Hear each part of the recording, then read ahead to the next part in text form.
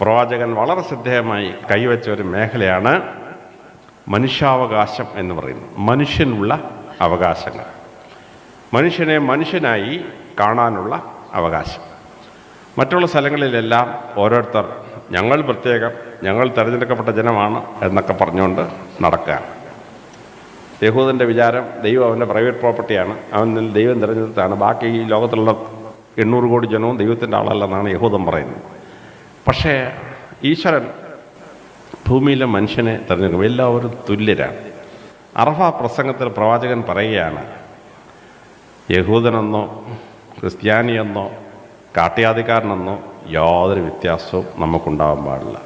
നമ്മളെല്ലാവരും ഒരേ അമ്മയും അപ്പനും പെറ്റ മക്കളാണ്. രണ്ടാമതായി പ്രവാചകൻ പഠിപ്പിച്ചത് സെക്കുലറിസം, എല്ലാ മതങ്ങൾക്കും തുല്യ പ്രാധാന്യം കൊടുക്കുകയാണ്. തുല്യ പ്രാധാന്യം, മതങ്ങൾ തമ്മിൽ യാതൊരു വ്യത്യാസമില്ല. പ്രവാചകനും യഹൂദന്മാരുടെയും ക്രിസ്ത്യാനികളുടെയും പ്രമാണികളോട് വർത്താനം പറഞ്ഞുകൊണ്ടിരിക്കുകയായിരുന്നു. വാങ്ക് വിളിച്ചു. അപ്പോൾ യഹൂദൻ്റെ നേതാവും ക്രിസ്ത്യാനിയുടെ പുരോഹിതനും ചാടി പുറത്തിറക്കാൻ നോക്കി. പ്രവാചകൻ ചെങ്ങോട്ട് പോവാ, അല്ല അങ്ങ് നിസ്കരിച്ച് കഴിയുമ്പോൾ ഞങ്ങൾ വരാമെന്ന്. പ്രവാചകൻ അതിൻ്റെ ആവശ്യമില്ല, നിങ്ങളപ്പുറത്തോട്ട് മുട്ടുകുത്തിക്കോ, നിങ്ങളുടെ വിശ്വാസം നിങ്ങൾ പ്രാർത്ഥിച്ചോ, ഞാൻ ഇങ്ങോട്ട് പ്രാർത്ഥിച്ചോളാം, ഒരു കുഴപ്പമില്ലെന്നോ. ഒരേ സ്ഥലത്ത് പ്രവാചകനും യഹൂദന്മാരുടെയും ക്രിസ്ത്യാനികളുടെ നേതാക്കന്മാരും മുട്ടുകുത്തി ഒരേ സ്ഥലത്ത് പ്രാർത്ഥിച്ചു. ഇതാണ് പ്രവാചകൻ. യഹൂദന്മാരെയും ക്രിസ്ത്യാനികളെയും പ്രവാചകൻ വിളിച്ചു കുത്ബ people of the book. Holy book common ആണ്. യഹൂദന്മാർ തോറ എന്ന് വിളിക്കുന്നതും ക്രിസ്ത്യാനികൾ ഓൾഡ് ടെസ്റ്റ്മെൻ്റ് എന്ന് പറയുന്നതും മുസ്ലിങ്ങൾ തൗറാത്ത് എന്ന് വിളിക്കുന്നത് ഒരേ ബുക്കാണ്. ഞങ്ങൾ ന്യൂ ടെസ്റ്റ്മെൻ്റ് എന്ന് പറയുന്നതും മുസ്ലിങ്ങൾ ഇഞ്ചീൽ എന്ന് പറയുന്നതും ഒരേ ബുക്കാണ്. People of the book protection കൊടുത്തു. അപ്പോൾ എല്ലാ മതങ്ങൾക്കും ഇസ്ലാം മതം ഭരിക്കുന്ന സ്ഥലത്ത് പ്രൊട്ടക്ഷൻ കൊടുത്തു. ഇറാഖ് മുസ്ലിങ്ങൾ ഭരിക്കാൻ തുടങ്ങി 1500 വർഷമായി. ഇറാഖിലാണ് ക്രിസ്ത്യാനികളുടെ പാത്രീസ് ഇരിക്കുന്നത്, അന്തോക്കിയിലെ പാത്രീസ്. 1500 വർഷമായി അന്തോക്കിയിലെ പാത്രീസ്. അദ്ദേഹത്തിൻ്റെ കീഴിൽ 7 ബിഷപ്പ്മാരും ലക്ഷക്കണക്കിന് വിശ്വാസികളും ഇറാഖിൽ 1500 കൊല്ലമായിട്ട് താമസിക്കുന്നു. ഒരു കുഴപ്പമില്ല. സദാം ഹുസൈൻ്റെ പ്രധാനമന്ത്രി താരിഖ് അസീസ്, പേര് കേട്ടാൽ നമ്മൾ വിചാരിക്കും മുസ്ലിമാണ്. താരിഖ് അസീസ് ഓർത്തഡോക്സ് ക്രിസ്ത്യാനിയാണ്. ഇറാഖിൻ്റെ പ്രധാനമന്ത്രി സ്ഥാനത്ത് സദാം ഹുസൈൻ ഇരുത്തിയിരിക്കുന്ന ഒരു ക്രിസ്ത്യാനിയാണ്, താരിഖ് അസീസ്. ഹറൂൺ റഷീദ് വിശ്വപ്രസിദ്ധനായ രാജാവാണ്, ചക്രവർത്തിയാണ്. ഹറൂൺ റഷീദിൻ്റെ പ്രധാനമന്ത്രി ആരാണ്? ക്രിസ്ത്യാനിയാണ്. ഹറൂൺ റഷീദ് ക്രിസ്ത്യാനിയാണ് പ്രധാനമന്ത്രിയായിട്ട് വെച്ചിരുന്നത്. ഇസ്ലാം മതം ഭരിക്കുന്ന രാജ്യങ്ങളിലൊക്കെ ഈജിപ്തിൽ ഇസ്ലാം ഭരിക്കാൻ തുടങ്ങിയിട്ട് 1500 വർഷം കഴിഞ്ഞു. ഈജിപ്തിലെ പാത്രീസ്, അലക്സാണ്ട്രിയയിലെ പാത്രീസും കൈറോയിലെ പാത്രീസും സുഖമായിട്ട് അവിടെ താമസിക്കുന്നുണ്ട്. കോപ്റ്റിക് പാത്രീസിൻ്റെ കീഴിൽ 120 ബിഷപ്പുമാരും ഈജിപ്തിലെ ജനസംഖ്യയിൽ 20% ക്രിസ്ത്യാനികളാണ്. 1400 കൊല്ലമായി മുസ്ലിങ്ങളും ക്രിസ്ത്യാനികളും ഏകോദര സഹോദരങ്ങളെ പോലെ ഈജിപ്തിൽ ജീവിക്കുന്നു. മൈനോറിറ്റീസിനെ മുസ്ലിംസ് ഒരു കുഴപ്പവും കാണിച്ചിട്ടില്ല, ഒരു കുഴപ്പവും. ഇന്ത്യയിൽ വന്നു അക്ബർ ചക്രവർത്തി ഹിന്ദുവായ സ്ത്രീയെ കല്യാണം കഴിച്ചു, ജോധാബായിയെ കല്യാണം കഴിച്ചു. ജോധാബായിക്ക് പ്രാർത്ഥിക്കാൻ വേണ്ടി 10 ഫെബ്രുവരി അക്ബർ ചക്രവർത്തിയുടെ വീടിന് നേരെ ചേർന്നൊരു ക്ഷേത്രം ഉണ്ടാക്കി കൊടുത്തു അക്ബർ. ജോധാബായി മുസ്ലിമാണെന്ന് അക്ബർ ആവശ്യപ്പെട്ടോ? ഇല്ല. ജോധാബായി ഹിന്ദുവായിട്ട് ആ ക്ഷേത്രത്തിൽ പ്രാർത്ഥിച്ചിട്ട് നേരെ 50 മീറ്റർ നടന്ന്, ഞാൻ 10 ഫെബ്രുവരി കണ്ടിട്ടുണ്ട് ഈ ജോധാബായിക്ക് പണിഞ്ഞു കൊടുത്ത ക്ഷേത്രം. ജോധാബായി പ്രസവിച്ച കുട്ടിയാണ് സലീം, അവനെയാണ് പിൻഗാമിയാക്കിയത്. മുസ്ലിം സ്ത്രീ പ്രസവിച്ച 3 മക്കൾ വേറെ ഉണ്ടായിരുന്നു, അവനെ ഒന്നുമല്ല അക്ബർ പിൻഗാമിയാക്കിയത്. ഈ ഹിന്ദു സ്ത്രീ പ്രസവിച്ച മോനെ പിൻഗാമിയാക്കി. ഔറംഗസീബിനെ പറ്റി ബ്രിട്ടീഷുകാർ പറഞ്ഞതൊക്കെ ഒരുപാട് കുഴപ്പങ്ങൾ കേട്ടിട്ടുണ്ടാവും. ഔറംഗസീബിൻ്റെ പ്രധാനമന്ത്രി ആരാണ്? തേജ് ബഹാദൂർ, ഹിന്ദുവാണ്. ഔറംഗസീബിൻ്റെ സൈന്യം 85% ഹിന്ദുക്കളാണ്. ഔറംഗസീബ് ക്ഷേത്രം പൊളിച്ചെന്ന് പറഞ്ഞ നടക്കാണ്. ഔറംഗസീബ് ക്ഷേത്രം പൊളിക്കാൻ പറഞ്ഞുകൊണ്ടല്ലോ, ഔറംഗസീബിൻ്റെ സൈന്യം ഔറംഗസീബിനെ വെട്ടിക്കൊല്ലും. കാര്യം സൈന്യത്തിലെ 85% ഹിന്ദുക്കളാണ്. രജപുത്രർക്കാണ് അതിനകത്ത് ഭൂരിപക്ഷം. മിലിറ്ററി ക്യാമ്പിൽ ഔറംഗസീബ് ക്ഷേത്രം പണിഞ്ഞു കൊടുത്തു പട്ടാളക്കാർക്ക് പ്രാർത്ഥിക്കാനായിട്ട്. അക്ബറിൻ്റെ പ്രധാനമന്ത്രി ബീർബൽ ബ്രാഹ്മണനാണ്. അക്ബറിൻ്റെ ധനകാര്യമന്ത്രി തോണ്ടർമാൽ വൈശ്യനാണ്. അക്ബറുടെ സർവ്വസൈന്യാധിപൻ മാൻസിംഗ്, അദ്ദേഹം രജപുത്രനാണ്. അക്ബറിൻ്റെ മന്ത്രിസഭയിൽ 12 പേരിൽ 7 പേരും മുസ്ലിങ്ങളാണ്, മുസ്ലിങ്ങളല്ല. ടിപ്പു സുൽത്താൻ ക്ഷേത്രം പൊളിച്ചെന്നാണ് പറയുന്നത്. ഞാൻ പറഞ്ഞു പൊളിച്ച ഒരു ക്ഷേത്രത്തിൻ്റെ പേര് പറയാൻ പറഞ്ഞു, ഒറ്റ ക്ഷേത്രമില്ല. പൊളിച്ചത് പറയാൻ എളുപ്പമാണ്. 120 ക്ഷേത്രങ്ങൾ പണിയിച്ചത് ടിപ്പു സുൽത്താനാണ്. ടിപ്പു സുൽത്താൻ്റെ പ്രധാന ഭാര്യ വടകരക്കാരിയായ ഉണ്ണിച്ചാറാവുന്നത് നായർ സ്ത്രീയാണ്.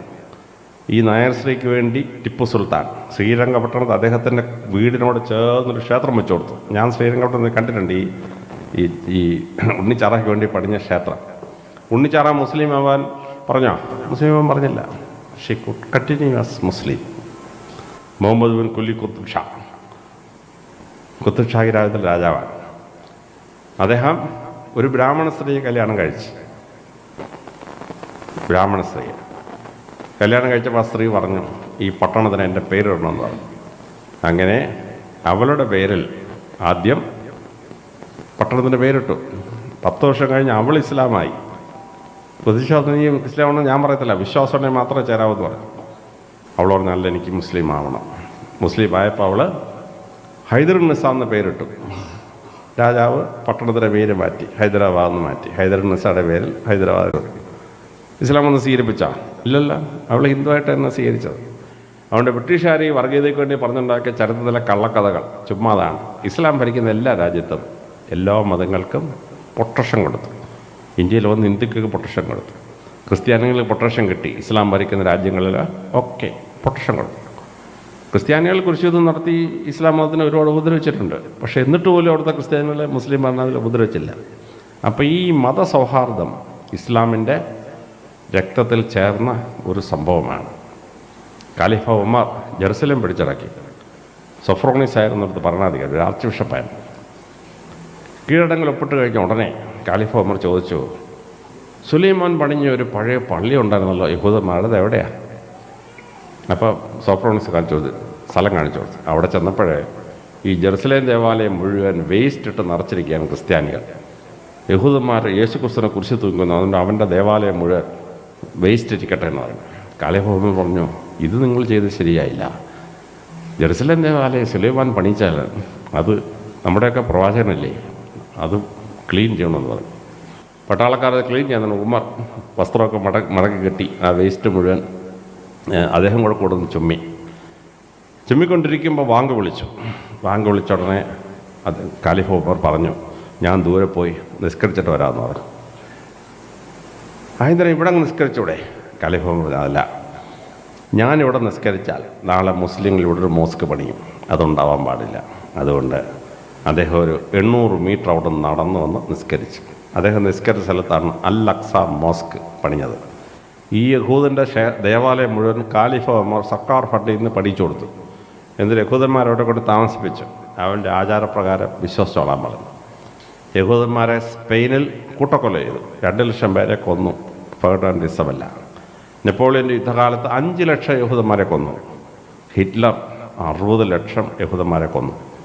യഹൂദന്മാരെ കൂട്ടക്കൊല ചെയ്തപ്പോൾ യഹൂദന്മാർ അമേരിക്ക ചെല്ലാൻ പറഞ്ഞു. റോക്ക്ഫെല്ലർ ലോകം ഇങ്ങോട്ട് കയറിയേക്കരുന്നു. യഹൂദന്മാർ 4 കപ്പലിൽ കയറി ബ്ലാക്ക് സീ കോസ്റ്റ് ചെയ്യാൻ നോക്കി. ബ്രിട്ടീഷ് പട്ടാളം സമ്മതിച്ചില്ല. 4 കപ്പൽ കടലിൽ മുക്കി യഹൂദന്മാരെ കൊന്നു. പക്ഷേ പാലസ്തീനിലെ മുസ്ലിങ്ങൾ പറഞ്ഞു, നിങ്ങളും ഞങ്ങൾ ഒരേ അബ്രഹാം നബിയുടെ മക്കളാണ്, നിങ്ങളിവിടെ വന്നോ താമസിച്ചോളാൻ പറഞ്ഞു. അങ്ങനെ ഈ യഹൂദന്മാരെ, ക്രിസ്ത്യാനികൾ കൊന്നുകൊണ്ടിരുന്ന യഹൂദന്മാരെ വിളിച്ചുകൊണ്ടുവന്ന് താമസിപ്പിച്ചാണ് ഇപ്പോൾ ഇസ്രായേൽ. നന്ദി കെട്ട അവന്മാർ ഇപ്പോൾ ഈ വിളിച്ചുകൊണ്ടുവന്ന് ആഹാരം കൊടുത്ത് സ്ഥലം കൊടുത്ത് താമസിപ്പിച്ചവന്മാരെ ഗാസയിൽ കയറി ആക്രമിച്ച് കൊല്ലുവാണ്. അത് പോട്ടെ, എല്ലാ മതങ്ങൾക്കും സംരക്ഷണം കൊടുത്ത മതമാണ് ഇസ്ലാം.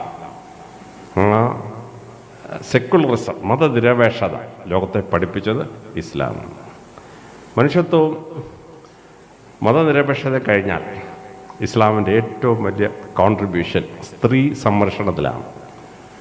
ലോകത്തിലെ എല്ലാ സമൂഹങ്ങളിലും സ്ത്രീക്ക് വസ്ത്രം ധരിക്കാൻ അനുവാദം ഉണ്ടായിരുന്നില്ല. സ്പാർട്ടയിൽ രാവിലെ ഡ്രില്ലിനിറങ്ങും സ്ത്രീകൾ പൂർണ്ണ നഗ്നരായിരിക്കണം. ഈ ഡ്രില്ലിനിറങ്ങുന്ന സ്ത്രീകൾ റോമിൽ നിന്ന് ഒരു 50 കിലോമീറ്റർ അപ്പുറത്താണ് ടസ്കണീസാണ് ഒറിജിനലി റോമ സാമ്രാജ്യം ഉണ്ടാക്കിയത്. ടസ്കണിയിലെ സ്ത്രീകൾ നൂൽ വസ്ത്രം ധരിക്കാൻ പാടില്ല, കംപ്ലീറ്റ്ലി നേക്കഡ്. പഴയ ടസ്കൺ പെയിൻറ്റിങ്സ് മുഴുവൻ കണ്ടിട്ടില്ലേ? എല്ലാ സ്ത്രീകളും നഗ്നരാണ്. ഒരു സ്ത്രീ വേഷം ധരിക്കാൻ പാടില്ല. സ്ത്രീകളുടെ വലിയ നേതാക്കന്മാരുടെ സമൂഹമാണ് ആമസോണിയൻസ്. ആമസോണിലെ ഒരു സ്ത്രീയും വസ്ത്രം ധരിക്കാൻ ഒക്കെയില്ല, കംപ്ലീറ്റ്ലി നേക്കഡ് ആയിട്ടാണ് അവർ നടന്നിരുന്നത്. വസ്ത്രം ധരിക്കാൻ സ്ത്രീക്ക് അവകാശം ഉണ്ടായിരുന്നില്ല. കേരളത്തിൽ മാറു മറയ്ക്കാനുള്ള അവകാശത്തിന് വേണ്ടി 1920 വരെ സമരം ചെയ്തു. മാറു മറയ്ക്കാനൊക്കെ ഇവിടുത്തെ സ്ത്രീകൾക്ക് മാറു മറയ്ക്കാൻ താഴ്ജാതിക്ക് മാത്രമല്ല മേൽജാതിക്കും മാറി മറയ്ക്കാൻ പറ്റത്തില്ലായിരുന്നു. അങ്ങനെ ലോകം മുഴുവൻ സ്ത്രീയെ മാറുമറയ്ക്കാൻ അനുവദിക്കാത്ത ഒരു ലോകത്ത് പരിശുദ്ധ പ്രവാചകൻ സ്ത്രീക്ക് കംപ്ലീറ്റ് ശരീരം മറയ്ക്കാനുള്ള അവകാശം കൊടുത്തു. കാൽപാദവും മുഖം ഒഴിച്ച് കംപ്ലീറ്റ് ശരീരം മറയ്ക്കാൻ അവകാശം കൊടുത്തു. പർദ്ദയ്ക്കകത്ത് കയറി പൂർണ്ണ സംരക്ഷണം കൊടുത്തു. സ്ത്രീകളോട് തലമുടി വളർത്താൻ പറഞ്ഞു. കാർകൂന്തലിനെ വർണ്ണിക്കാത്ത കവികൾ ലോകസാഹിത്യത്തിൽ കുറവാണ്. ഈ കറുത്ത തലമുടിക്ക് വല്ല സൗന്ദര്യമുണ്ട്? യാതൊരു സൗന്ദര്യം. ഞാൻ എൻ്റെ വരോട് ക്രോപ്പ് ചെയ്തോളാം മതി, ഈ കുന്ത് എനിക്ക് കാണണ്ടെന്ന് തോന്നി. ഈ കറുത്ത തലമുടി എന്തിനാണ് ഈ പുരുഷൻ സ്ത്രീയെ കൊണ്ട് തലമുടി വളർത്തിച്ചത്? കാരണം വേറെ വഴക്കുണ്ടാക്കിയിട്ട് സ്ത്രീ കീഴ്പ്പെട്ടില്ലെങ്കിൽ ഇവളെ കീഴ്പ്പെടുത്താൻ ഒറ്റ മാർഗ്ഗമാണ്. തലമുടിയെ പിടിച്ചൊരു പിടി പിടിച്ചാൽ ഏത് സ്ത്രീയും കീഴടങ്ങിപ്പോകും. പാഞ്ചാലി ദുശാസനൻ പല വിരട്ടും നോക്കി, ഒരു രക്ഷയും കിട്ടിയില്ല. ദുശാസനൻ പാഞ്ചാലിയുടെ തലമുടി കയറി പിടിച്ചപ്പം പാഞ്ചാലി കീഴടങ്ങിപ്പോയി. അവളുടെ വസ്ത്രാക്ഷരത്തിലേക്ക് നയിച്ചത് ആ കീഴടങ്ങലാണ്. സ്ത്രീയെ കീഴ്പ്പെടുത്താൻ വേണ്ടി പുരുഷൻ ഉണ്ടാക്കിയ ഒരു കള്ളക്കഥയാണ്, നിൻ്റെ തലമുടിക്ക് വലിയ സൗന്ദര്യമാടി ഈ വളർത്തിക്കൂടി എന്ന് പറഞ്ഞു. നീ സ്വർണ്ണം ഇട്ടോ നിനക്ക് സൗന്ദര്യം ഉണ്ടാവും. സ്വർണ്ണം ഇട്ടോ വല്ല സൗന്ദര്യം ഉണ്ടാവുമോ? സ്വർണ്ണം കിടക്കുന്ന സ്ഥലത്തൊക്കെ തൊലി കറക്കും. ഇതല്ലാതെ സ്വർണ്ണത്തിന് യാതൊരു കോൺട്രിബ്യൂഷനും ഇല്ല. ഈ കെയർ ഓഫിൽ കല്യാണം കഴിക്കുമ്പോൾ ഒരു ഇച്ചിരി സ്വർണ്ണം കഴിഞ്ഞ് വരട്ടെ എന്ന് പറഞ്ഞാൽ സ്ത്രീയോട് പറഞ്ഞു കൊടുത്ത് കഴുത്തി സ്വർണ്ണം ഇട്ടോളാൻ, ചെവി സ്വർണ്ണം ഇട്ടോളാൻ. ശുദ്ധ കള്ള പുരുഷൻ കാണിച്ച പരിപാടിയാണ്. പരിശുദ്ധ പ്രവാചകൻ പറഞ്ഞു, കേശാലങ്കാരവും മറ്റൊരു പരിപാടിയും വേണ്ട, തലമുടിയുള്ള ഭാഗം അങ്ങ് മറച്ചേക്കാൻ പറഞ്ഞു. അപ്പോൾ ലോകത്തിലെല്ലായിടത്തും ഈ മോളസ്റ്റേഷൻ റേപ്പ് നടക്കും. സ്ത്രീയുടെ സൗന്ദര്യം കണ്ട് പുരുഷൻ കയറി ആക്രമിക്കും. അറബി ദേശത്ത് യൂറോപ്പിലേക്കുള്ളതിന് 100-1 റേപ്പും മോളസ്റ്റേഷനും നടക്കുകയില്ല. കാരണം ഈ പർദ്ദയ്ക്കകത്തുള്ള സ്ത്രീ സുന്ദരിയാണോ അല്ലാത്തതെന്ന് കണ്ടുപിടിക്കാൻ വല്ല മാർഗമുണ്ടോ? അകത്തുള്ള സ്ത്രീ മർലിൻ മൺറോ ആണോ അതോ രാക്ഷസിയാണെന്ന് എങ്ങനെ കണ്ടുപിടിക്കുന്നതിനകത്ത് ഒരു രീതിയിലും സൗന്ദര്യം കണ്ടിട്ട് കയറി പിടിക്കുന്ന പ്രശ്നമില്ല. മോളസ്റ്റേഷനില്ല, റേപ്പും ഇല്ല. പിന്നെ മോളസ്റ്റേഷൻ റേപ്പ് ഉണ്ടായാൽ കഠിനമായ ശിക്ഷയാണ്. സ്ത്രീകളെ മോളസ്റ്റ് ചെയ്യുന്നവനെ മുക്കാലി കെട്ടി 50 അടി ചന്തിക്ക് കൊടുക്കുക. റേപ്പ് ചെയ്യുന്നവനെ ലിംഗം അങ്ങോട്ട് ചെത്തിയിട്ട് അവനെ വെട്ടിക്കൊല്ലുക. അതുകൊണ്ടാണ് ലോകത്തിലെല്ലായിടത്തും സ്ത്രീപീഡനമുണ്ട്. മുസ്ലിങ്ങൾ ഭരിക്കുന്ന രാജ്യങ്ങളിൽ സ്ത്രീപീഡനം 100-1 ഉള്ളൂ.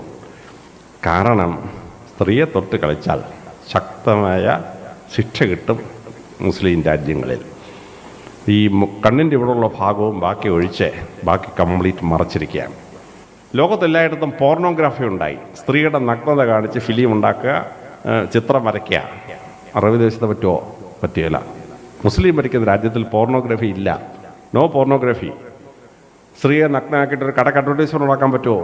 ആ കട അന്ന് പൂട്ടിയിരിക്കും ഇസ്ലാമിക രാജ്യമാണെങ്കിൽ. സ്ത്രീയുടെ നഗ്നത കാണിച്ച് പൈസ ഉണ്ടാക്കാൻ പ്രവാചകൻ പുരുഷനെ സമ്മതിച്ചില്ല. ലോകത്തിലെല്ലായിടത്തും വേശ്യാലയമുണ്ട്. നിങ്ങൾ ന്യൂയോർക്കിലോ ലണ്ടനിലോ പോയി നോക്കിയോ, 200 മിനിറ്റ് വേശ്യാലയമാണ്. വാടകയ്ക്ക് സ്ത്രീകളെ കൊടുക്കുക. ഇസ്ലാമിക രാജ്യത്ത് പ്രവാചകൻ പറഞ്ഞു ഒരൊറ്റ വേശ്യാലയം ഒക്കത്തില്ല. എന്താ സൗദി അറേബ്യയിലും ഖത്തറിലും വേശ്യാലയം ഇല്ലാത്തത്? ഇസ്ലാം മതത്തിൽ വേശ്യാലയം പെർമിസിബിൾ അല്ല. പ്രവാചകനോട് ചോദിച്ചു, ഇഹത്തിലും പരത്തിലും അള്ളാഹു പൊറുക്കാത്ത പോലെ പാപമുണ്ടോന്ന്. പ്രവാചകൻ്റെ മറുപടിയല്ലേ, വേശ്യാവൃത്തി ദൈവം അള്ളാഹു ക്ഷമിക്കുന്നതല്ല. അത്ര ശക്തമായി പ്രോസ്റ്റിറ്റ്യൂഷനെ നേരിട്ടത് പരിശുദ്ധ പ്രവാചകനാണ്. അതുകൊണ്ട് യൂറോപ്പിലും അമേരിക്കയിലൊക്കെ പെണ്ണുകട നഗ്നത കാണിച്ച് കച്ചവടം നടത്തുകയാണ്. മുസ്ലിം രാജ്യത്ത് പറ്റിയല്ല, ഇന്തോനേഷ്യ പറ്റിയല്ല, മലേഷ്യ പറ്റിയല്ല. വേശ്യാലയം നടത്താൻ യൂറോപ്പിലും അമേരിക്കയിലും പറ്റും, മുസ്ലിം രാജ്യത്ത് പറ്റിയല്ല.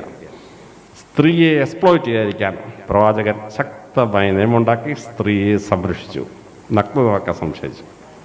1920 വരെ ഇവിടുത്തെ സ്ത്രീകളുടെ മാറുമറയ്ക്കാൻ സമരം നടക്കുകയാണ്. പക്ഷേ ഇതേ കേരളത്തിൽ ഒരു സ്ത്രീ മുസ്ലിം ആയാൽ അവൾക്ക് ശരീരം മുഴുവൻ മറയ്ക്കാം. കേരളത്തിൽ തന്നെ ഈ സമരം നടക്കുമ്പോൾ തന്നെ മുസ്ലിമിന് ശരീരം മുഴുവൻ മറയ്ക്കാനുള്ള അവകാശമുണ്ട് സ്ത്രീക്ക്. ഇത് ഭയങ്കരമാണ്. സാമൂഹിക പരിഷ്കർത്താക്കൾ വളരെ കഷ്ടപ്പെട്ടാണ് സ്ത്രീയുടെ മറച്ചു കൊടുത്തത്. മറച്ചു കൊടുത്തപ്പോൾ അവളെന്തെന്നറിയാമോ, ശരീരത്തിൻ്റെ പുറകുവശം ബ്ലൗസ് ഒരു കീറി പുറം മുഴുവൻ പുറത്തോട്ട് കാണിച്ചാണ് ഇപ്പോൾ സ്ത്രീകൾ നടക്കുന്നത്. ഈ മറയ്ക്കാൻ അനുവദിച്ചപ്പോഴത്തേനും പുറകുവശം തുറന്ന് കളഞ്ഞ സ്ത്രീകൾ അങ്ങനെ പണി പറ്റിച്ചാലും കേരളത്തിലൊക്കെ. അപ്പോൾ സ്ത്രീയുടെ മാനം പ്രവാചകൻ രക്ഷിച്ചു. ലോകത്തിലെങ്ങും സ്ത്രീകൾക്ക് സ്വത്തവകാശം ഉണ്ടായിരുന്നില്ല. പ്രവാചകൻ സ്വത്ത് വീതിക്കുമ്പം ആൺകുട്ടിയുടെ പകുതി സ്വത്ത് പെൺകുട്ടിക്ക് അവകാശമായിട്ട് നൽകി.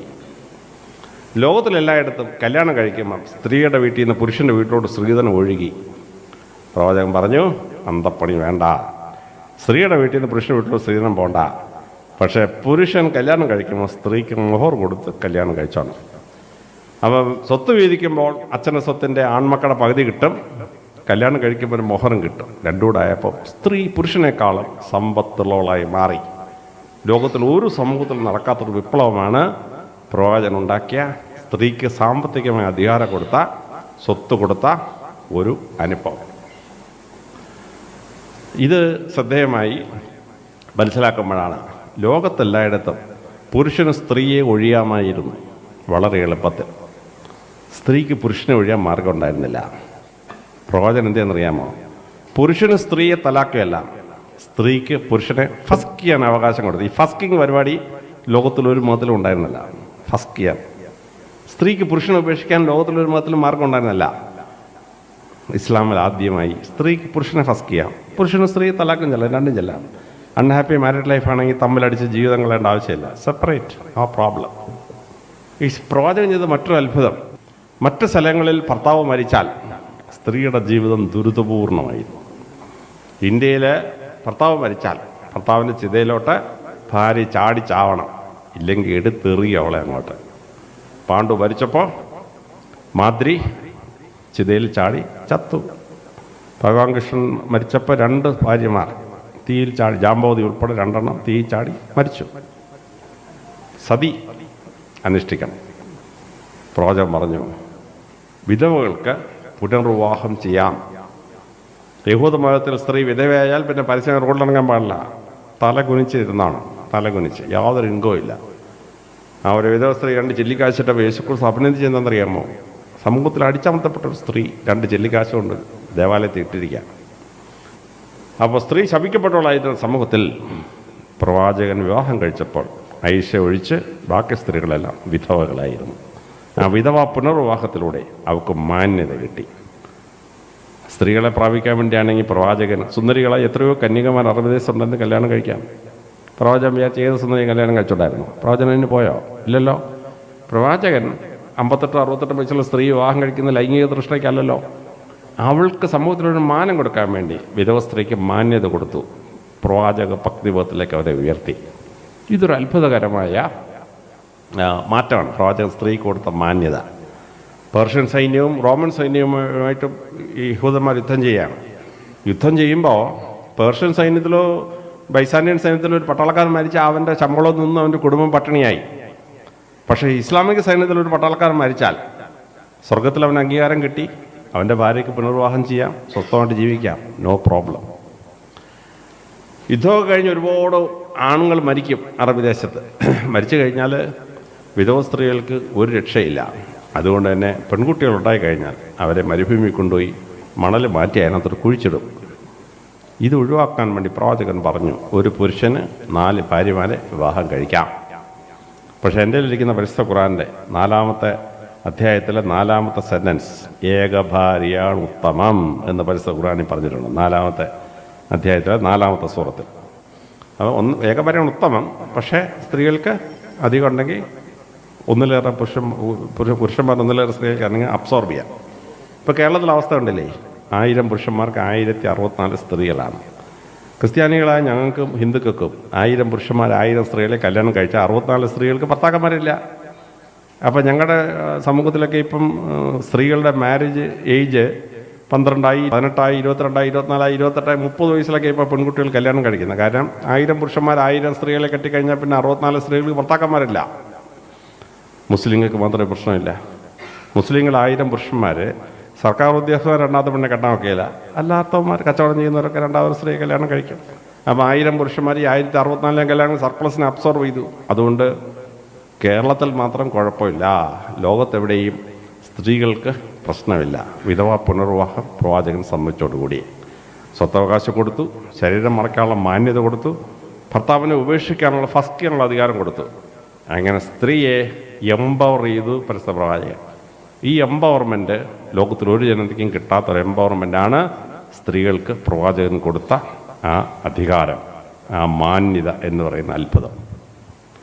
അപ്പോൾ 632 പ്രവാചകൻ സ്വർഗാരോഹണം ചെയ്ത ശേഷം 100 വർഷം കഴിഞ്ഞപ്പോൾ 732 ആയപ്പോൾ ഇസ്ലാം 1,80,00,000 ചതുരശ്ര കിലോമീറ്ററിൻ്റെ ഉടമസ്ഥരായി. 1,80,00,000. ഇസ്ലാം ഭരിക്കുന്ന ജനവിഭാഗം 1 കോടി ക്രോസ് ചെയ്തു. 1 കോടി ജനങ്ങൾ ക്രോസ് ചെയ്തു. അപ്പോൾ ചരിത്രത്തിൽ അവിസ്മരണീയമായ സംഭവം എന്ന് ചോദിച്ചാൽ അറബികളുടെ ആകെ അംഗസംഖ്യ 3 ലക്ഷമേ ഉള്ളൂ. 3 ലക്ഷം വരുന്ന ഒരു ജനവിഭാഗം എങ്ങനെ 2 കോടി ആളുകളെ പിടിച്ചടക്കും? ഒരു ചതുരശ്ര കിലോമീറ്റർ ഒരാളിനെ പോലും വെക്കാൻ അറബികൾക്കില്ല. ആ 1,80,00,000 ചതുരശ്ര കിലോമീറ്റർ പിടിച്ചെടുത്തു 2 കോടിയോളം ആളുകളെ ഭരിക്കുന്ന ഒരു മൂവ്മെൻ്റായി മാറി. അപ്പോൾ ലോക ചരിത്രത്തിൽ 7 നദീതര സംസ്കാരങ്ങളാണ്. അതിൽ 6 ഇസ്ലാമിൻ്റെ കയ്യിലായി. സുമേറിയൻ സംസ്കാരം മുഴുവൻ ഇസ്ലാമിൻ്റെ കയ്യിലായി. ബാബിലോണിയൻ സംസ്കാരം മുഴുവൻ ഇസ്ലാമിൻ്റെ കയ്യിലായി. അസീറിയൻ സംസ്കാരമുള്ള മേഖല മുഴുവൻ ഇസ്ലാമിൻ്റെ കയ്യിലായി. ഈജിപ്ഷ്യൻ സംസ്കാരമുള്ള സദസ്യം മുഴുവൻ ഇസ്ലാമിൻ്റെ കയ്യിലായി. കാർത്തേജിൻ്റെ പ്രസിദ്ധമായ കാർത്തേജ് ഉൾപ്പെട്ട ടുണീഷ്യ ഇസ്ലാമിൻ്റെ കയ്യിലായി. ഓക്സസ് സിവിലൈസേഷന് മുഴുവനേറിയ ഇസ്ലാമിൻ്റെ കയ്യിലായി. സൈന്ധവ നദീതര സംസ്കാരത്തിന് മുഴുവനേറിയ ഇസ്ലാമിൻ്റെ കയ്യിലായി. പേർഷ്യൻ സംസ്കാരം മുഴുവൻ ഇസ്ലാമിലായി. 7 നദീതര സംസ്കാരങ്ങളിൽ ചൈന ഒഴിച്ച് ബാക്കി 6 നദീതര സംസ്കാരങ്ങളും ഇസ്ലാമിൻ്റെ കയ്യിലെത്തി 100 വർഷം കൊണ്ട്. 732 കഴിഞ്ഞ് ഇസ്ലാമിൻ്റെ ചൈത്രയാത്ര അതിഗംഭീരമായിട്ട് അങ്ങോട്ട് പോവുകയാണ്. 767 ആയപ്പോഴാണ് ബാഗ്ദാദ് പട്ടണം സ്ഥാപിച്ചത്, പ്രസിദ്ധമായ ബാഗ്ദാദ്. മെദീനയിൽ നിന്ന് അലി തലസ്ഥാനം കുഷിയിലോട്ട് മാറ്റിയിരുന്നു. അവിടുന്ന് തലസ്ഥാനം ബാഗ്ദാദിലോട്ട് മാറ്റി ഹറൂൺ അൽ റഷീദ് എന്ന പ്രഗത്ഭനായ ഭരണാധികാരി 777. അത് കഴിഞ്ഞ് ഇസ്ലാം വളരെ പെട്ടെന്ന് അങ്ങോട്ട് സ്പ്രെഡ് ചെയ്യാൻ തുടങ്ങി. അങ്ങനെ സ്പ്രെഡ് ചെയ്തുകൊണ്ടിരുന്നിട്ട് 1992 ആയപ്പം ഇസ്ലാമിക സൈന്യം വടക്ക് ഇന്ത്യയിലോട്ട് തള്ളിക്കയറി. മുഹമ്മദ് ബാറ്റിൽ ഓഫ് തറയിന് ശേഷം കാശ്മീർ, പഞ്ചാബ്, ഹരിയാന, രാജസ്ഥാൻ, ഉത്തർപ്രദേശ്, ബീഹാർ, ബംഗാൾ ഉൾപ്പെട്ട പ്രദേശങ്ങളിലേക്ക് തള്ളിക്കയറി. അതങ്ങോട്ട് തള്ളിക്കയറി ഒരു 30 വർഷം കഴിഞ്ഞപ്പം തുർക്കികൾ എന്ന് പറയുന്ന ജനവിഭാഗം ഉണ്ടായി. അവർ ഇസ്ലാമിനെ ആക്രമിക്കാൻ വന്നതാണ്. പക്ഷേ തുർക്കികൾ മുഴുവൻ ഇസ്ലാം മതം സ്വീകരിക്കുകയും ഇസ്ലാമിൻ്റെ ഭാഗമാകുകയും ചെയ്തു. അത് കഴിഞ്ഞപ്പോൾ ഇസ്ലാമിനെ ആക്രമിക്കാൻ വന്നത് സെൽജുക്കുകൾ എന്ന് പറയുന്ന തുർക്കികളായിരുന്നു. ആ തുർക്കികൾ മുഴുവൻ ഇസ്ലാം മതം സ്വീകരിക്കുകയും തുർക്കികളുടെയും തുർക്കികളുടെയും മുഴുവൻ ഭൂപ്രദേശം ഇസ്ലാമിൻ്റെ കീഴിലാവുകയും ചെയ്തു. അത് കഴിഞ്ഞ് മംഗോളിയരുടെ വരവായിരുന്നു. 1227 മരിച്ച ജംഗിസ് ഖാൻ. അദ്ദേഹം റഷ്യ മുഴുവൻ പിടിച്ചെടുത്ത്, ചൈനയുടെ ഒരു ഭാഗം പിടിച്ചെടുത്ത്, അദ്ദേഹം സെൻട്രൽ ഏഷ്യ മുഴുവൻ പിടിച്ചെടുത്ത് കസാക്കിസ്ഥാനും ഉസ്ബെക്കിസ്ഥാനും ഇസ്ലാമിൻ്റെ കയ്യിൽ നിന്ന് തിരിച്ചു പിടിച്ചു. എന്നിട്ട് നേരെ ബാഗ്ദാദിന് നേരെ വന്നു. 1258 പ്രസിദ്ധമായ ബാഗ്ദാദ് യുദ്ധത്തിൽ മംഗോളിയർ മുസ്ലിങ്ങളെ പരാജയപ്പെടുത്തുകയും ബാഗ്ദാദ് പട്ടണം അഗ്നിക്കിരയാക്കുകയും ചെയ്തു. 3 ലക്ഷത്തോളം മുസ്ലിങ്ങൾ മരിച്ചു. അങ്ങനെ ഭയങ്കരമായ ഭീകരാവസ്ഥ. ഹുലാഗു, ജംഗിസ് ഖാൻ മോനാണ് ഹുലാഗു, 1258 സ്ഥാപിച്ചു. അപ്പോഴേക്കും ഖാൻ മരിച്ചു. ഖാൻ മരിച്ചിട്ട് ഹുലാഗു തിരിച്ചുപോയി. തിരിച്ചു പോയില്ലായിരുന്നു സംഭവിക്കുന്ന ചരിത്രത്തിൽ വേറൊരു പ്രശ്നമാണ്. മംഗോളിയർ ഇറാഖിൽ നിന്ന് നേരെ അറേബ്യയിലോട്ടും ഈജിപ്തിലോട്ടും വന്ന് ഇസ്ലാമിനെ പൂർണ്ണമായി ഇല്ലാതാക്കാനുള്ള വരവായിരുന്നു.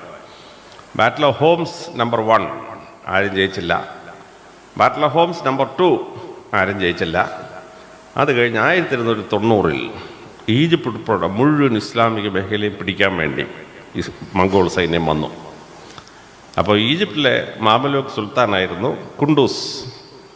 കുണ്ടൂസ് ക്രിസ്ത്യാനികളോട് പറഞ്ഞു, നിങ്ങൾ ഞങ്ങളുമായിട്ട് ഇപ്പോൾ യുദ്ധം നടന്നിട്ടിരിക്കുകയാണ്. നമ്മളിങ്ങനെ യുദ്ധം ചെയ്താലുണ്ടല്ലോ മംഗോളിയർ ഞങ്ങളെ തോപ്പിച്ച ശേഷം നിങ്ങളെ കൊല്ലാൻ വരും, വേണമെന്ന് ചോദിച്ചു. ക്രിസ്ത്യാനികളോട് ഞങ്ങളോട് കൂടെ വരാമെന്നത്.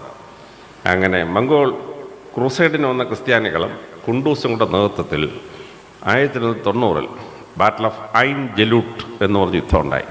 ഗംഭീര യുദ്ധമാണ്. മുസ്ലിങ്ങളുടെ 3 ഇരട്ടിയാണ് മംഗോൾ സൈന്യം. ആ യുദ്ധത്തിൽ മംഗോളിയർ പരാജയപ്പെട്ടു. മംഗോളിയരോടൊരു മംഗോളിയരോടൊരു തലവനുണ്ടായിരുന്നു, അബാക്കോ ഖാൻ ചോദിച്ചു, എങ്ങനെ യുവമാർ നമ്മളെ തോപ്പിക്കുന്നേ മുസ്ലിങ്ങൾ? നമ്മുടെ 3 സൈന്യം മാത്രമേ ഉള്ളൂ, നമുക്ക് നല്ല ആയുധമുണ്ട്, അവൻ്റെ കയ്യിൽ എത്ര ആയുധമൊന്നുമില്ല. അപ്പോഴവരുടെ സേനാനായകൻ അബാക്കോ ഖാനോട് പറഞ്ഞു, യുദ്ധത്തിനിടയ്ക്ക് മുസ്ലിങ്ങൾ പരാജയപ്പെടുമ്പം അവന്മാർ വിളിച്ചു പറയുന്നത് കേട്ടായിരുന്നു. അതെന്ന് എന്തുവാ, മുസ്ലിങ്ങൾ തോക്കാൻ തുടങ്ങുമ്പം അല്ലാഹു അക്ബർ എന്നൊരു വിളി കേൾക്കും. വിളി കേട്ട് കഴിഞ്ഞാൽ അവന്മാർക്ക് 3 ഇരട്ടി വീര്യമാണ്. ആ വീര്യത്തിലാണ് നമ്മൾ തോറ്റുപോയെന്നത്. അപ്പോൾ അബാക്കോ ഖാൻ പറഞ്ഞു, എനിക്ക് ഈ മതത്തെ പറ്റി പഠിക്കണമെന്ന് പറഞ്ഞു. അങ്ങനെ മുസ്ലിം പണ്ഡിതന്മാരെ 6 പേരെ അബാക്കോ ഖാൻ വിളിച്ചു വരുത്തി. 3 മാസം അവരുമായിട്ട് ചർച്ച ചെയ്ത് പരിശുദ്ധ പ്രവാചകനെ പറ്റിയും പരിശുദ്ധ ഖുറാനെ പറ്റിയും അബാഖാനെ മനസ്സിലാക്കി. അബാഖാൻ ഇസ്ലാം മതം സ്വീകരിച്ചു. 1790 ഇസ്ലാമിക സൈന്യത്തോടൊപ്പം മംഗോൾ സൈന്യം കൂടെ ഒത്തുചേർന്നു. മംഗോൾ സൈന്യം ഇസ്ലാമിക മുസ്ലിം മതത്തിൽ വിശ്വസിക്കുകയും അവരൊന്നാവുകയും ചെയ്തപ്പോൾ ലോകത്തിൽ ആർക്കും പരാജയപ്പെടുത്താൻ പറ്റാത്തൊരു ശക്തിയായി അവർ മാറി. പരിണിത ഫലം പിന്നെ ഒരു 100 വർഷം കൊണ്ട് Kazakhstan, Uzbekistan, Tajikistan, Kyrgyzstan, Afghanistan, Turkmenistan, നമ്മൾ സ്ഥാനുകൾ എന്ന് വിളിക്കുന്ന 6 രാജ്യങ്ങൾ. കസാക്കിസ്ഥാൻ തന്നെ 27 ലക്ഷം ചതുരശ്ര കിലോമീറ്റർ ഉണ്ട്. Kazakhstan, Turkmenistan, Uzbekistan, Tajikistan, Kyrgyzstan, Afghanistan, ഈ 7 രാജ്യങ്ങൾക്ക് 65 ലക്ഷം ചതുരശ്ര കിലോമീറ്റർ ഉണ്ട്. ഇന്ത്യയുടെ ടോട്ടൽ ഏരിയ 32 ലക്ഷമാണ്. അതിൻ്റെ നേരെ ഇരട്ടിയാണ് ഈ അബാഖാൻ മംഗോൾസ് ഇസ്ലാം മതം സ്വീകരിച്ചപ്പോൾ സംഭവിച്ചത്. അതുകൊണ്ട് കഴിഞ്ഞാൽ മംഗോളിയരിലെ ചൈനയിലുള്ളവരും മംഗോളിയയിലുള്ളവരും ബുദ്ധമതം സ്വീകരിച്ചു. ബാക്കിയുള്ള മുഴുവൻ മംഗോൾസും ഇസ്ലാം മതം സ്വീകരിച്ചു. അങ്ങനെ 1890 7 സ്ഥാനുകൾ പിടിച്ചിറക്കിയിട്ട് മുന്നേറുമ്പോഴാണ് വളരെ പ്രസിദ്ധനായ തിമൂർ ലാങ് എന്ന് പറയുന്ന ഭരണാധികാരി, അയാളുടെ അപ്പൻ ഒരു കാടനായിരുന്നു, മലയാളത്തിൽ പറഞ്ഞാൽ. അയാൾ സൈന്യവുമായിട്ട് ഇങ്ങനെ ആക്രമിച്ച് കയറി വരുമ്പം അയാളുമായി ഇസ്ലാമിക പണ്ഡിതന്മാർ ചർച്ച നടത്തി. സൈന്യം കടന്നു പോവുകയാണ് ആയുധമായിട്ട്. ഇതൊന്നും പ്രശ്നമാക്കാതെ കുറേ മുസ്ലിങ്ങൾ അവിടെ മുട്ടുകുത്തി നിസ്കരിക്കുകയാണ്. അയാൾ ചോദിച്ചു, ഇതെന്തൊരു മനുഷ്യരോടാപ്പാ, ഇത്രയും സൈന്യവും ഏത് സമയത്തും വെട്ടുകിട്ടും, കൊല്ലപ്പെടും, ഇതൊന്നും യുവമാർക്ക് പ്രശ്നമല്ല, ഇതിന് നടുക്കുന്നവരെ മുട്ടുകുത്തി പ്രാർത്ഥിക്കുന്നു, ഇതെന്തൊരു വിശ്വാസമാണ്. അപ്പോൾ തിമൂർ ലാങ്ങിൻ്റെ അപ്പൻ മുസ്ലിം പണ്ഡിതന്മാരെ വിളിച്ചു, എന്താ നിങ്ങളുടെ മതം, എന്തോ നിങ്ങൾ ഈ ചെയ്യുന്നത് എന്ന് ചോദിച്ചു. അങ്ങനെ നിസ്കരിക്കുന്നതിനെ പറ്റിയും ഇസ്ലാം മതത്തിൻ്റെ മഹത്വവും തിമൂർ ലാങ്ങിൻ്റെ അപ്പനെ പറഞ്ഞ് മനസ്സിലാക്കി. തിമൂർ ലാങ്ങിൻ്റെ അപ്പൻ ഇസ്ലാം മതം സ്വീകരിച്ചു. തിമൂറിനന്ന് 7 വയസ്സേ ഉള്ളൂ. തിമൂറും ഇസ്ലാം മത വിശ്വാസിയായി. പിന്നെ അയാൾ നടത്തിയ യുദ്ധം പകുതി മുസ്ലിങ്ങൾക്കെതിരെയാണ്. ഈജിപ്റ്റ് വരെ പോയി ഇന്ത്യയിലോട്ട് തള്ളിക്കയറി ഡൽഹിയിൽ വന്ന് 1 ലക്ഷം പേരെ കൊന്നു എന്നൊക്കെയാണ് ചരിത്രത്തിൽ എഴുതി വെച്ചിരിക്കുന്നത്. തിമൂറും കൂടെ ഇസ്ലാം മതം സ്വീകരിച്ചതോടുകൂടി റഷ്യയിലോട്ടും മംഗോളിയുടെ അവിടം വരെ ഇസ്ലാം മതം പരന്നു എന്നുള്ളതാണ്. 1400s എത്തിയപ്പോഴേക്കും പരന്നു. 1440s കഴിഞ്ഞപ്പം ഇന്ത്യയിൽ നിന്ന് കച്ചവടക്കാരായ മുസ്ലിങ്ങൾ മലേഷ്യയിലേക്ക് പോയി. മലേഷ്യയിലോട്ട് പോയി 1460 to 1500 ആയപ്പോഴേക്കും മലേഷ്യ മുഴുവൻ ഇസ്ലാമിലായി. 1570 കഴിഞ്ഞപ്പോഴേക്കും മുസ്ലിം വ്യാപാരികൾ ഇന്തോനേഷ്യയിൽ പോയി. 22,000 ദ്വീപുകളും 22 ലക്ഷം ചതുരശ്ര കിലോമീറ്ററുള്ള ഇന്തോനേഷ്യ ഇസ്ലാം മതത്തിലെത്തി. ഒരു സൈന്യം പോയിട്ടില്ല മലേഷ്യയിലോട്ട്, ഇന്തോനേഷ്യയിലോട്ട്. അവിടെ എത്തി. 1453 ഇസ്ലാമിക സൈന്യം മുഹമ്മദ് അലി രണ്ടാമൻ എന്ന് പറയുന്ന തുർക്കി സുൽത്താൻ, 22 വയസ്സേ ഉള്ളൂ, അവൻ കയറി കോൺസ്റ്റാന്റിനോപ്പിൾ ആക്രമിച്ചു. അങ്ങനെ 1453 കോൺസ്റ്റാന്റിനോപ്പിൾ മുസ്ലിങ്ങൾ പിടിച്ചു. അതോടുകൂടി 7 ലക്ഷം ചതുരശ്ര കിലോമീറ്ററുള്ള ക്രിസ്തുമതത്തിൻ്റെ കേന്ദ്രമായിരുന്ന പൗലോസപ്പോസ്തലൻ്റെ സ്ഥലമുണ്ടായിരുന്ന തുർക്കി ഇസ്ലാം മതവിശ്വാസത്തിൽ വന്നു 1453. 1492 ക്രിസ്ത്യാനികൾ സ്പെയിനും പോർച്ചുഗലും തിരിച്ചു പിടിച്ചു. ഫെർണാണ്ടോ ഇസബെല്ലയുടെ മേളിൽ മുസ്ലിങ്ങൾ സ്പെയിനിലും പോർച്ചുഗലിൽ നിന്ന് ഉത്തരാഫ്രിക്കയിലോട്ട് വന്നു. ഇങ്ങനെ ഇസ്ലാമിൻ്റെ ചരിത്രം കൊണ്ട് എടുക്കുമ്പോൾ ഇപ്പോൾ ഇസ്ലാം വന്ന് നിൽക്കുന്നത് അവിശ്വസനീയമായ ഒരു കണക്കിലാണ്. 67 ഇസ്ലാമിക രാജ്യങ്ങളുണ്ട്. ഈ 67 ഇസ്ലാമിക രാജ്യങ്ങളുടെ ആകെ ഏറിയ 3,30,00,000 ചതുരശ്ര കിലോമീറ്ററാണ്. ഇന്ത്യയുടെ ടോട്ടൽ ഏരിയ, ഭാരതത്തിൻ്റെ ടോട്ടൽ ഏരിയ 32 ലക്ഷമാണ്. ഇന്ത്യയുടെ 11 ഇരട്ടിയാണ് ഇസ്ലാം ഭരിക്കുന്ന രാജ്യങ്ങളുടെ വിസ്തീർണം, 3,30,00,000 കിലോമീറ്റർ. ഇസ്ലാമിൻ്റെ ആകെ ജനസംഖ്യ അത്ഭുതാവഹമാണ്.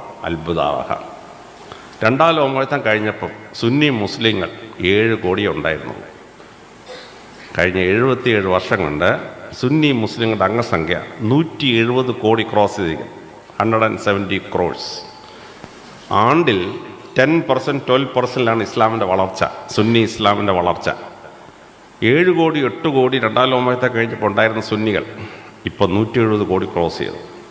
അതായത് ലോകത്തിലെ ടോട്ടൽ മുസ്ലിങ്ങളുടെ അംഗസംഖ്യ 216 കോടിയായി മാറിയിരിക്കണം. അങ്ങനെ ലോക ചരിത്രത്തെ മാറ്റിമറിച്ച അത്ഭുത പുരുഷനാണ് പരിശുദ്ധ പ്രവാചകൻ. പ്രവാചകന് ചരിത്രത്തിൻ്റെയും ശാസ്ത്രത്തിൻ്റെയും വശത്തിലൂടെ മനസ്സിലാക്കുമ്പോഴാണ് ലോകത്തിൽ പ്രവാചകനുണ്ടാക്കിയ വലിയ മാറ്റം നിങ്ങളെ ഇവനെയും അത്ഭുതപ്പെടുത്തുന്നത്. ഒരു ക്രിസ്ത്യാനിയായ ഞാൻ പ്രവാചകനെ പറ്റി പഠിക്കും തോറും ഈ പ്രവാചകൻ എൻ്റെയും പ്രവാചകനാണെന്ന് ഞാൻ മനസ്സിലാക്കുന്നു. ആ മഹാനായ പ്രവാചകൻ്റെ വലിയ പാദങ്ങളെ പിന്തുടരാൻ നിങ്ങൾക്ക് എനിക്കും ഈ ജീവിതത്തിൽ കഴിയട്ടെ എന്ന് പ്രാർത്ഥിച്ചുകൊണ്ട് എൻ്റെ വാക്കുകൾ ഉപസംഹരിക്കുന്നു. നമസ്കാരം.